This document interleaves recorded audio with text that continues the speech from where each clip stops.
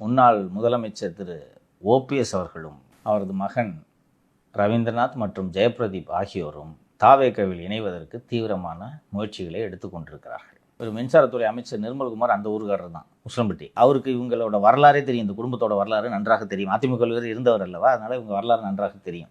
So அவர் விடமாட்டார், அவரை மீறிலாம் வந்துட முடியாது அப்படின்ட்டு விசாரித்தால் அவர்களுக்கே தெரியாமல் சென்னையில் தொடர்பு கொண்டு இணைவதற்கு கடும் முயற்சி எடுத்து வருகிறாராம்.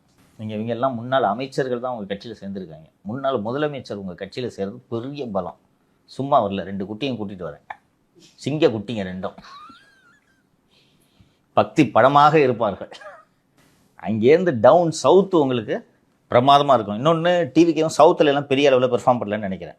நார்த்தில் நடந்த ஸ்வீப்பு சவுத்தில் நடக்கலை. நான் உங்களுக்கு பெரிய பலமாக இருப்பேன் என்று சொல்லியிருக்கிறார். இந்த நிகழ்ச்சியின் வாயிலாக நிர்மல்குமாருக்கு இந்த விவரத்தை தெரிவித்து விடுகிறேன். அவர் தேவையானவற்றை பார்த்துக் கொள்வார். நன்றி. இன்னொன்று